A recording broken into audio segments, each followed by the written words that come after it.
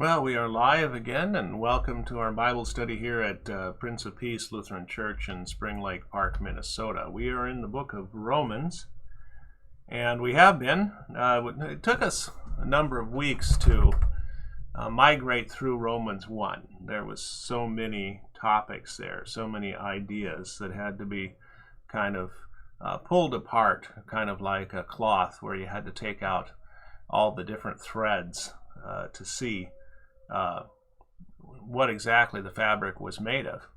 But then we got into Romans chapter 2, and and we covered Romans chapter 2 in 1 week. And the reason we covered Romans chapter 2 in 1 week was because it was represented by this picture here that we can see, and ultimately it was one issue, and that is, are the Jews just as guilty as the Gentiles? And the answer was yes. That was the big theme. Because up until that time, of course, the Gentiles or the Jews are saying, well, we're not guilty, we're the people of God, we're the children of Abraham, as they pointed out to Jesus, right? And God is our Father. But those Gentiles, man, they're just a bunch of pagans. I mean, so narrowly focused were the Jews that we rarely have references to the Gentiles in the gospel readings, right?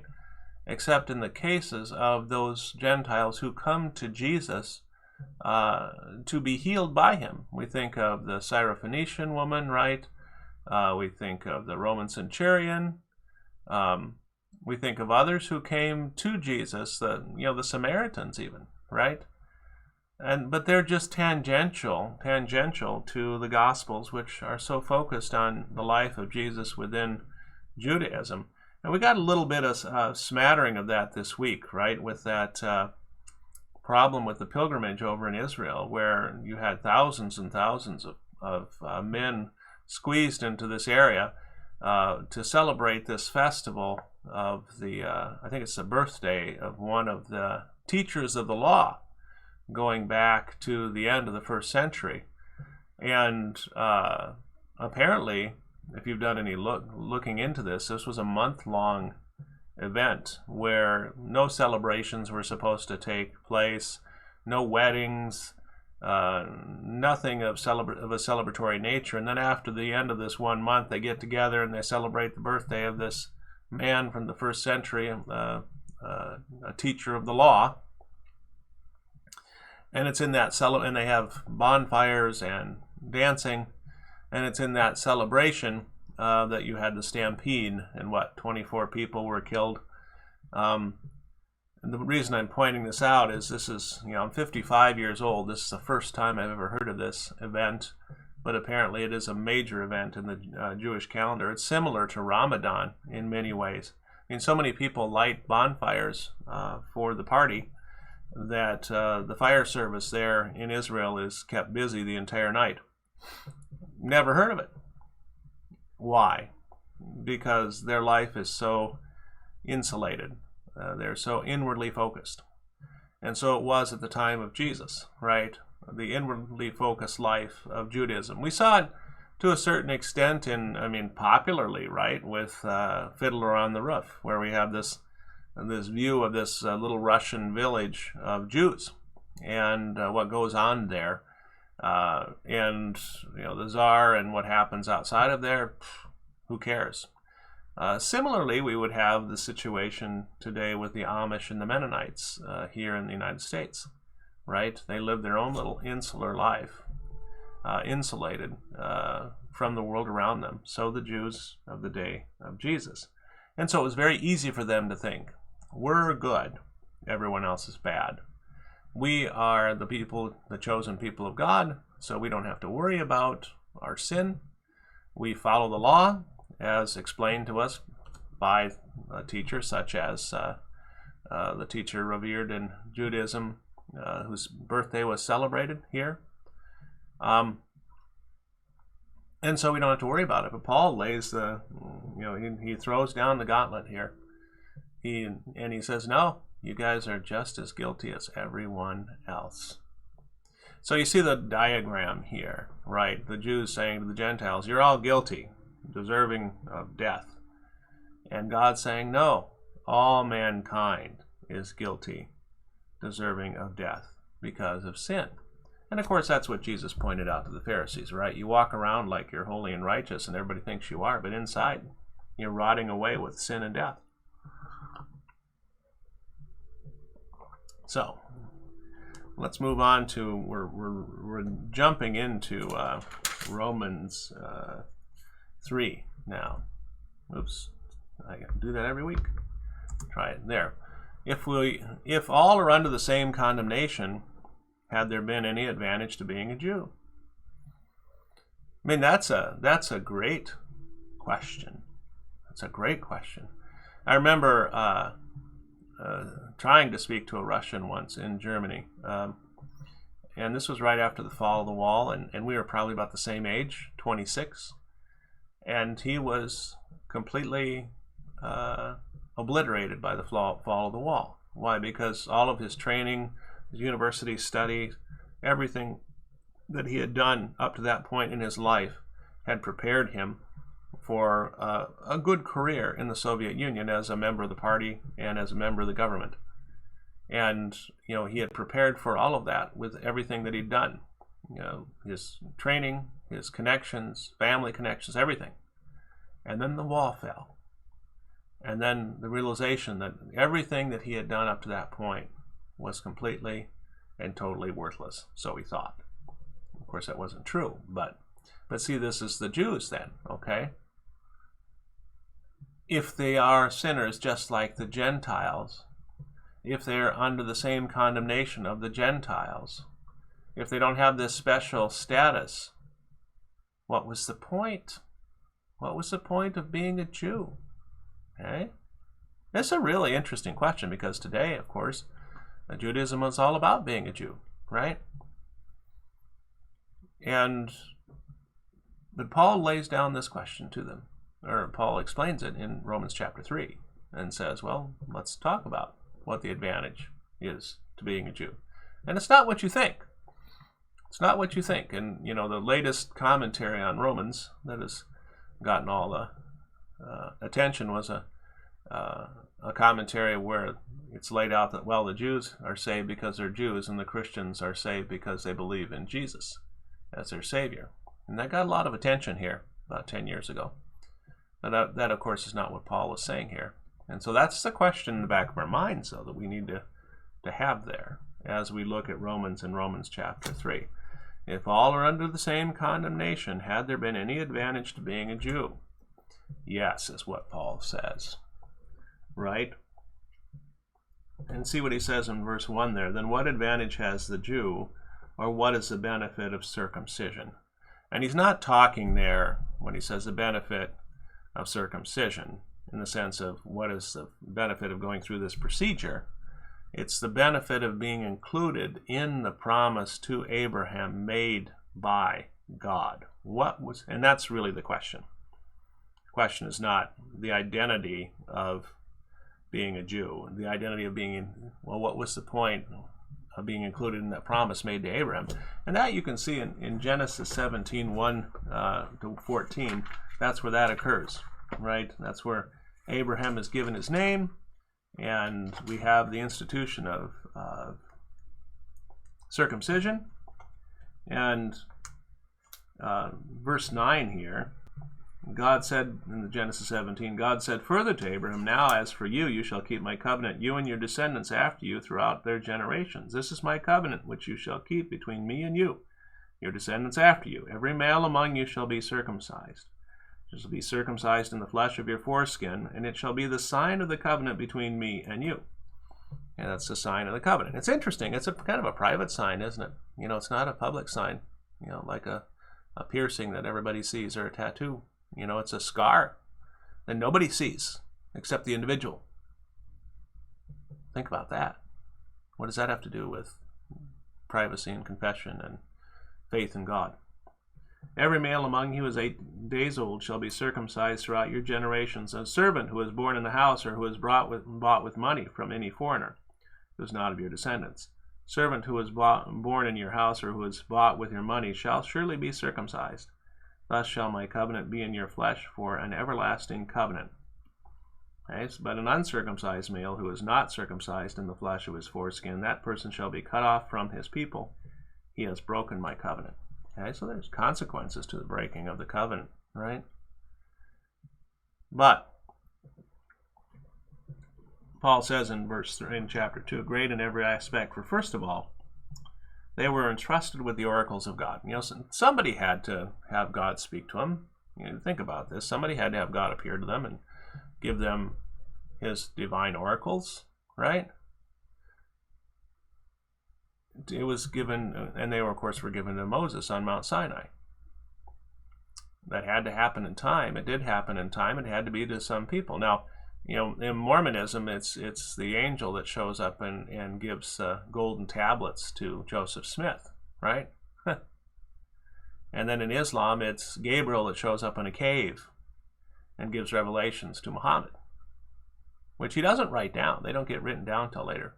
They don't get written down till later.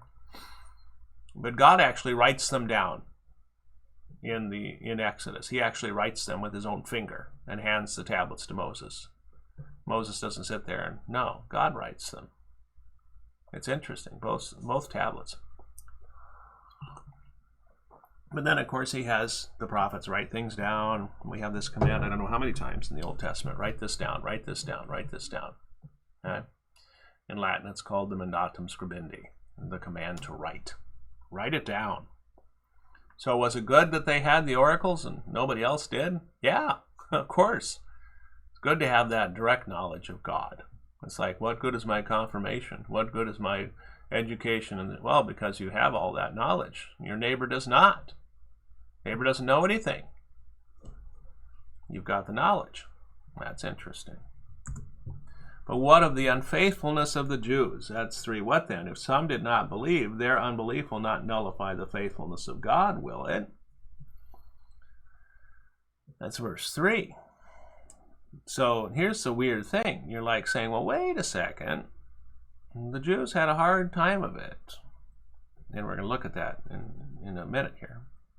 They had a very difficult time of it. If you read 1st and 2nd Samuel, 1st and 2nd Kings, 1st and 2nd Chronicles, gives you the history of Judaism. Those are the books. If you've never read them, 1st and 2nd Samuel, 1st and 2nd Kings are one set, so those 4 books.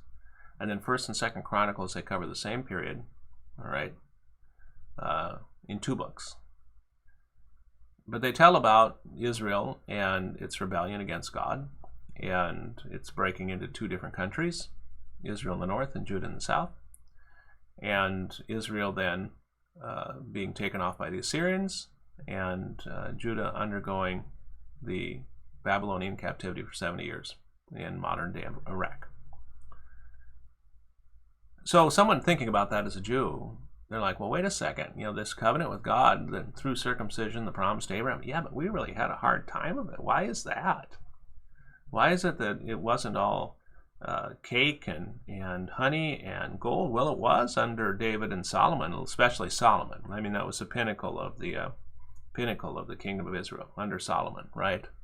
The king of peace. David was a warring king, right, that established the kingdom. But under Solomon, right, you have this wise king who has his own trouble.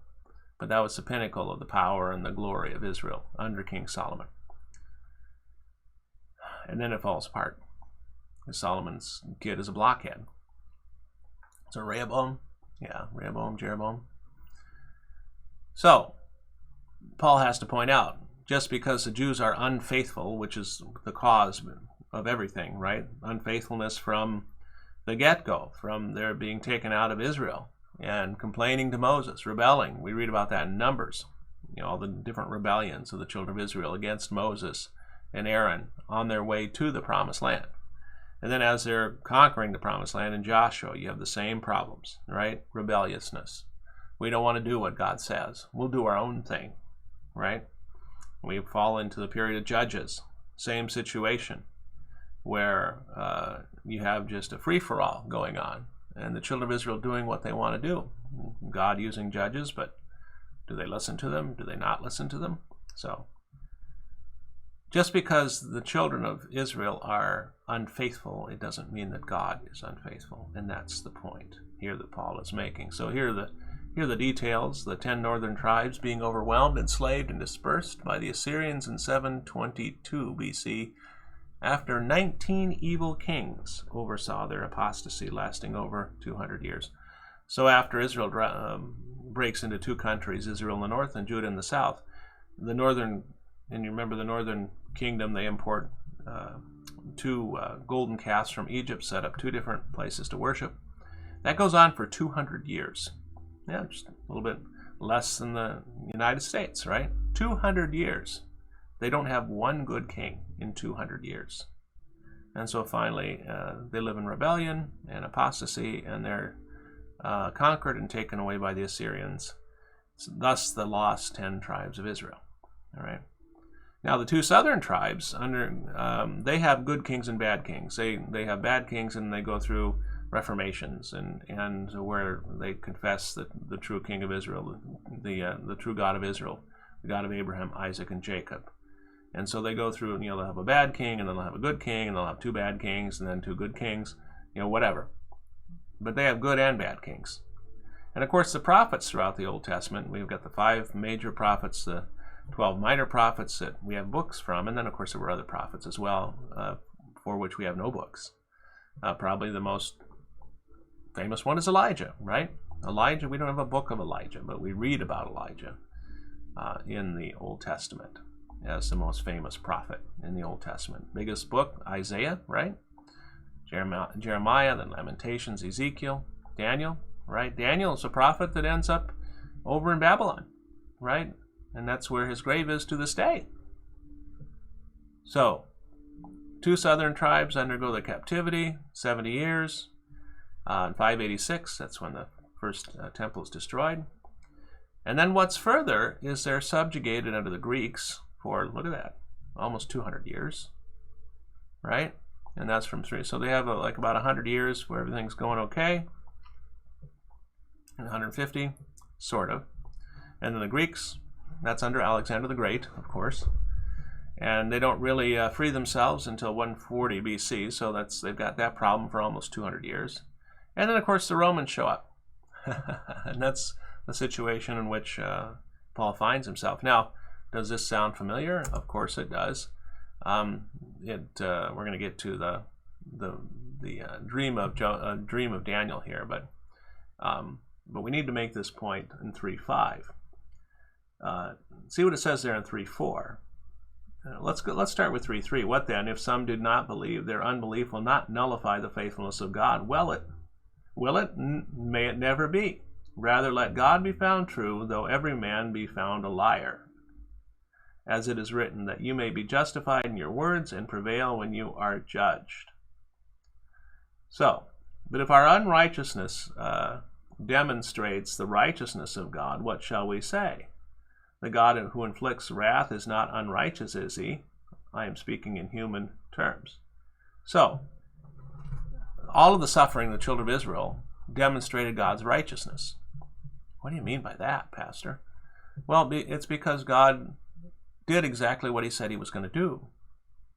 He didn't say what he was going to do and then not do it, becoming a capricious God. No, he did what he said he was going to do.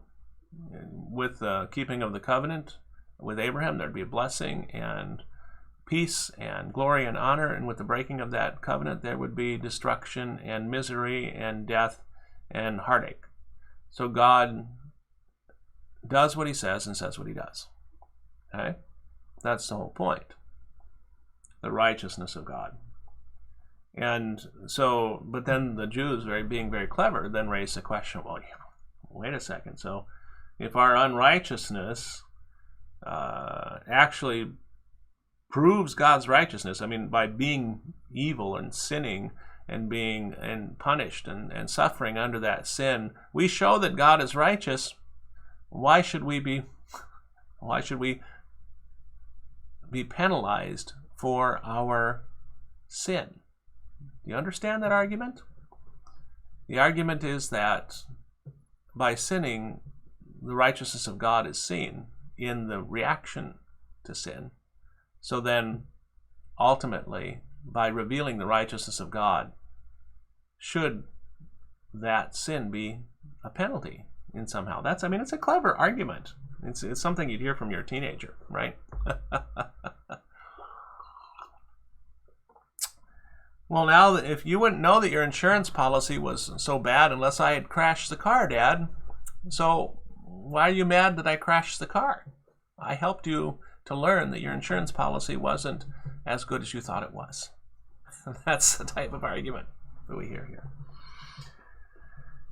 So, was God unjust in his judgment against the Jews versus the Assyrians, the Babylonians, the Greeks, and the Romans? That's the whole point. Is God unjust? No, of course he's not. Right? Here's the image of Daniel chapter 2.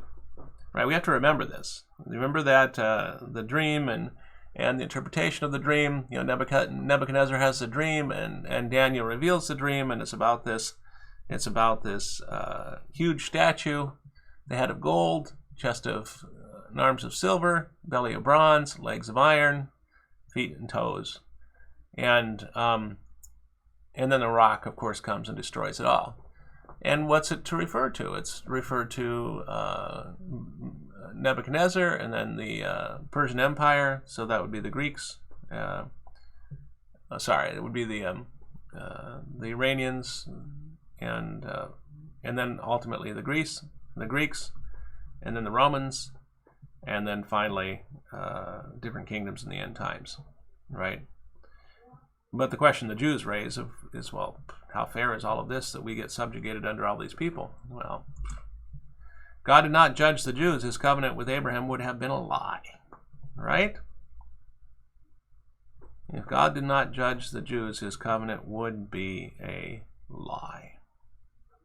Jews wanted God to ignore their sin and simply bless them because they were his people, right? It's the same problem we have with children, right? When we're raising them and we have, if you do this, you lose your allowance, or if you do this, you get grounded. If you do this, you get sent to your room, or you get, they're little, put them in a chair. But then if they do it and we don't do it, then they're like, who are you, parents? You set rules that you don't follow yourselves. And that's what we see with parenting. Parents who struggle, who set rules and then don't follow them, and the kids learn it very quickly. Or they play mom against dad or dad against mom. And mom and dad aren't smart enough to kind of circle the wagons and present a united front over against the children. And so you have the same type of situation where they're constantly pushing and stressing and challenging. And the parents have to be consistent, right? You all know that. The fulfillment of God's part of the covenant was contingent on the faithfulness of the Jews to it. That is, the blessings of God there were contingent upon the Jews remaining faithful, right? And so that's the point. You're mean because you put me in your chair. No. You're in the chair because you did something wrong. You pulled out all of Mom's flowers. Well, we told you not to pull out. That's why you're in your chair. No. I'm in the chair because you are mean, right? The world of parenting. Parenting today, right? Which has become extremely much more complicated than it needs to be. So, this is the point. Let's go to the next one. If God did not keep his word, how could he judge the world? Now that's the next point. May it never be, for otherwise how would God judge the world, right? If he can't keep his covenant with the Jews through Abraham, how is he going to be able to handle something bigger? How is he going to be able to handle something that's bigger than the nation of Israel? All the nations, right? How is he going to handle that? A lot at stake here. A very modern question, so then we find in 3:7. But if through my lie the truth of God abounded to his glory, why am I also still being judged as a sinner? So this is back to the, Dad, you discovered the weakness of your insurance policy because of my accident, so why are you getting mad at me? Since something good, God's righteousness, is demonstrated by something evil, the Jews' unfaithfulness, why should the Jews, like Paul, be judged? And furthermore, Why not simply always do evil if good comes from it, right? And we all had stuff like this happen in our lives where good has come from evil. And then, you know, we entertain the idea, well, if that's the way it works, if that's the way it works, then, well, why am I not evil all the time to see all the good that comes from it? And that's a question that's raised often, right? And it's a question, it's a basic question of the human condition when we see that quote unquote good comes from, or we just say not even quote unquote good, just good comes from something bad that's happened. Well, let's just do that bad thing all the time. Okay? And why not say, as we are slanderously reported, as some claim that we say, let us do evil that good may come. Right? This is the point. I mean, it's a difficult thing for the Jews, right? Because Paul is coming and saying, look, yeah, there's an advantage to being a Jew, but the arguments you're using, the meticulous arguments and the fancy arguments, they don't hold water. They do not hold water. And how fixated Judaism is on the law can be seen by that ceremony that they had this last week. It's all about the law, all about the interpretation of the law. You know, there's no gospel there at all. So is the evil of the Jews excused? No. Evil of the Jews is not excused. So then Paul follows with all of these quotations from Psalm 14, Psalm 53, Psalm 5, Psalm 140, Psalm 10, Isaiah 59, and Psalm 36.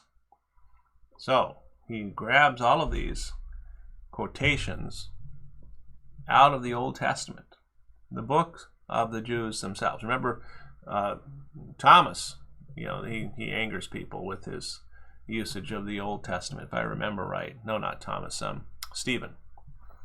And of course, when Jesus would bring up the Old Testament and quote the Old Testament to the leaders of the Jews, that's when they'd really, really get angry, quoting their own book against them, right?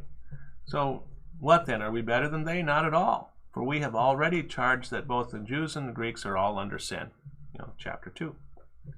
As it is written. So here we are. Here we go. Psalm 14.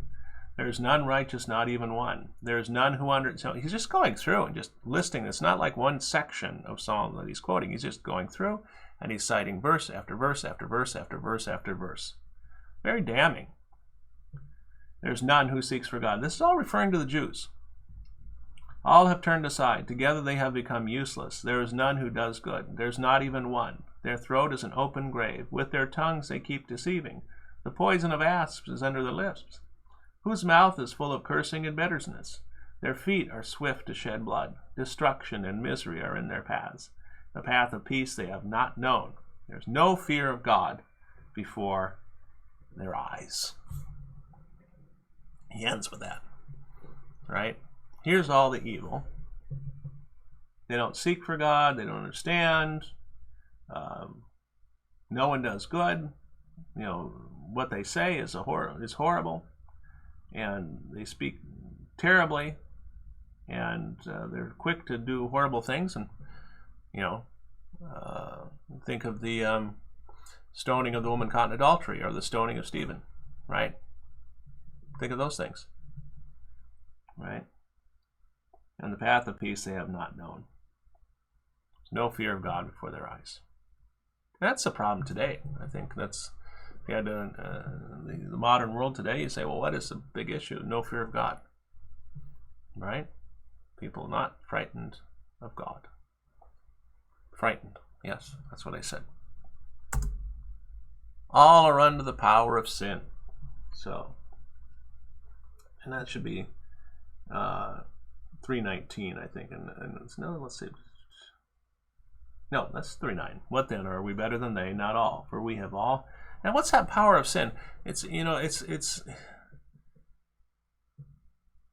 when we sin, we suffer the consequences of sin. I mean, as Luther pointed out last week, right? Sin is its own punishment. we suffer the consequences of sin unless God in his mercy removes them. And he does so with regularity, doesn't he? For example, all the people speeding to work on a Monday morning, 100,000 cars, or I don't know how many cars are on the roads in the Twin Cities. I should know that. That'd be kind of an interesting stat. Let's say there's 50,000 cars, and maybe there's 5 accidents. And of those 5 accidents, maybe 3 people end up in the hospital. But without a doubt, 90% of the cars were speeding. And some were going extremely fast. And yet God in his mercy saw to it that that person did not get a ticket, nor did they get an accident. Think of that. But that's every day for every person. God in his mercy not allowing the consequences of our sin to utterly overwhelm us, because if he did, they would, for everyone. I mean, we just would not be able to stand, just every single person, because of what they've done. If the true consequences of the sin that we commit every single day with our thoughts and our minds, with our thoughts and our mouths and our actions, if God just relented and said, okay, let sin have its full force, we'd all be dead. That's why they call the present time God's kingdom of grace, his undeserved love, where we don't get what we deserve, which is his mercy, right? Grace is, we don't deserve the love, right? So we're all under that power, and I wish there was a better word there, or a word that would be a little bit better in English to understand it. We can't get out of it. We're in it. It's the system in which, it's the system in which we are in.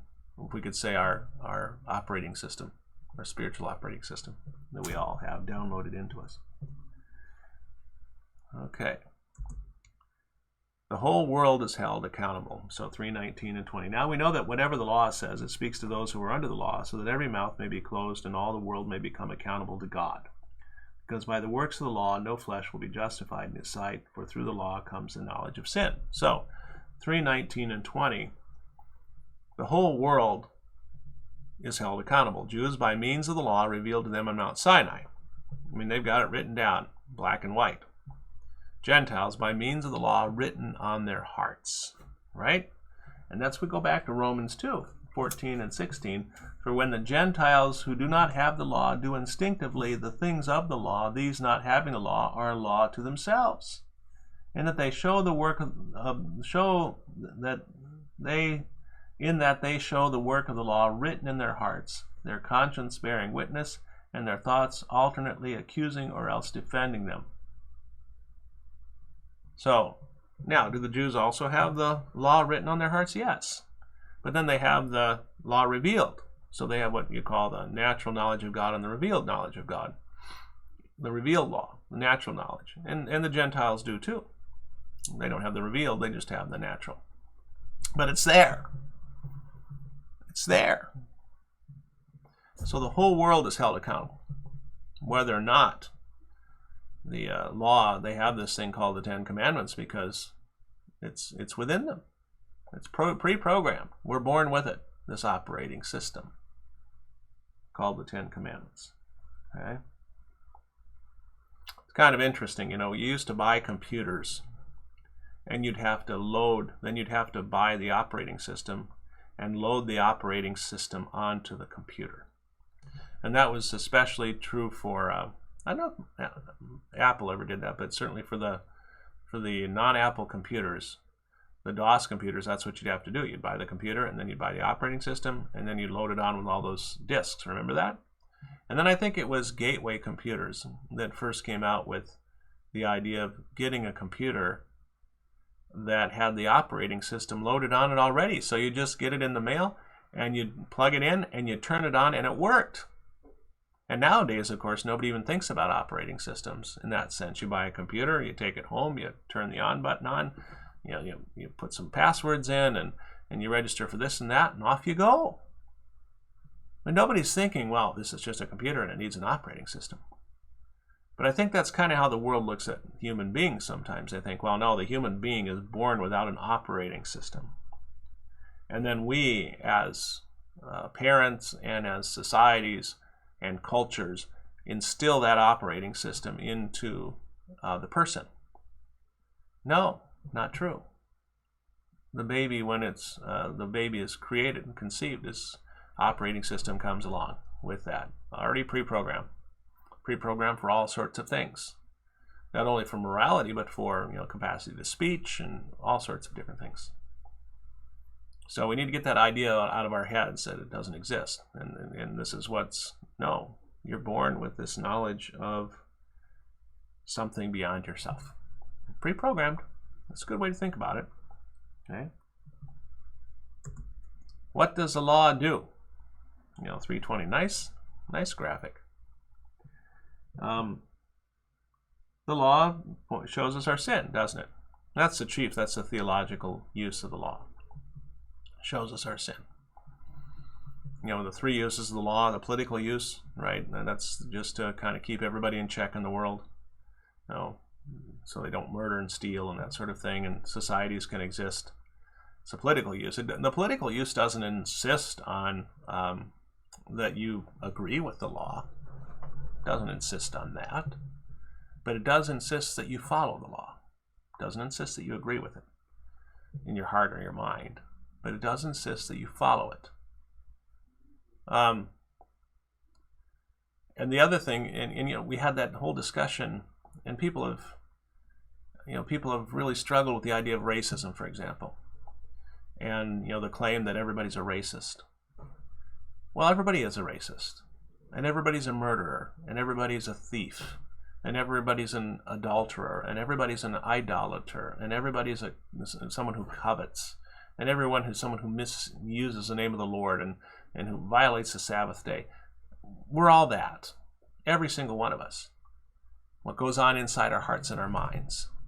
But what goes on outside of our hearts and our minds, there's plenty of people who aren't murderers, plenty of people who aren't coveters or thieves, plenty of people who don't despise their parents outwardly. And so ultimately we could say there are plenty of people who are not racists. Now inwardly we don't know, but outwardly we could say, well, in their life they never demonstrated any type of racism in any way. Okay. So somebody can wag their thing, well, we know what's in your heart. Well, yeah, I know what's in my heart.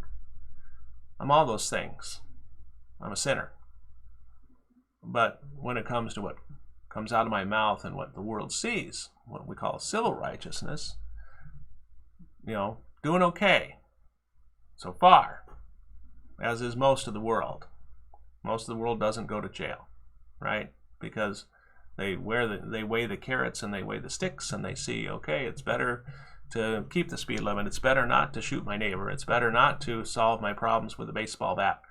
It's better not to take money out of the funds at work because I'll lose my job. Those types of things. That's what's called civil righteousness. But see, that's the best we can do within the world. It's the best we can do within the world. So what the law does, though, is the law demonstrates that, well, yeah, okay, here's what you should and here's what you shouldn't do. But, deep down in your heart, you are a sinner, right? And that's what the Sermon on the Mount is. If you haven't read the Sermon on the Mount, Matthew 5, 6, and 7, from Jesus, that's where he points all of that out. That, yeah, you might not have killed anybody, but if you've ever hated somebody, you're a murderer just like they are, right? Sins of thought. And that's between us and God. But certainly they are sins. And when we think them, they are sinful indeed. Okay? So, the law, just to make sure, especially the Ten Commandments, what Martin Chemnitz said way back in the day. Martin Chemnitz was a Lutheran theologian. He lived from 1522 to 1586. Second generation Lutheran theologian. He said that God gave Moses the written record of the law on Mount Sinai just so we have something to cross-check our hearts with, right? Yeah, I think we shouldn't do that. Oh, look, yeah, that's right. Oh, I think I should honor my parents. Yeah, look, and speak about a law that's just utterly utterly rejected. Not utterly rejected, but it's thrown on the trash heap of laws. The honoring of parents, right? Do we honor our parents? I mean, yeah, we get along with them, love our parents, but we're to honor them. Wow. That's a tough one, isn't it? What does mankind do with the knowledge? What does mankind do with the knowledge of the law? Well, he tries to cover it up, tries to cover up his sin he's feeling guilty, and so, he has another pina colada. As the old country western song goes, give me 2 pina coladas, 1 for each hand, right? Or how about drug abuse? That's, they keep talking about the heroin addiction that is so devastating here in the United States. And it's kind of fallen on the back burner as far as reporting is concerned because of COVID. But what drives those things? This not necessarily outward circumstances, but inward feelings, right? Feelings of inadequacy, feelings of guilt, feelings of shame. And how do you cover those things up? How do you get them to shut up so they're not bugging you? Okay? How about trying to ignore our sinful impulses? This is what Buddhism does. They try to detach from the world emotionally, simply because the first teacher of Buddhism realized that why he felt so bad was because of the things that he'd done. And so how do you stop feeling bad? Well, not confess your sins and receive forgiveness. You detach yourself from the world so that you don't have to have emotional reactions to the things that are thought or the things that exist. And of course, he left his wife, right? I mean, you can look it up on the internet, right? Google it. And does this help him drive his quest to be enlightened? He left his wife and kid. Maybe. That's an interesting question. But, the whole idea of detaching yourself from the world so you don't have to deal with the world and deal with the world's pain. You can do it through meditation, or you could alcohol, drug abuse, right? Same type of stuff. Or you can try to fulfill the law. Modern and ancient Judaism, Islam, Hinduism. Got to do everything that God wants me to do. And here's a big, long, stinking list of all the things that I should do, right? There's other reactions to the law. Other reactions when the law exposes the sin of mankind. But second use of the law shows man as sin. Third use is, we'll talk about here eventually, which is pedagogical use. What should we do? Do this. Okay, sounds good. But we'll get into that on another time. That's it for today. We got through a nice chunk of Romans chapter 3. And we'll keep going with this next week. I'm glad you were able to join me today.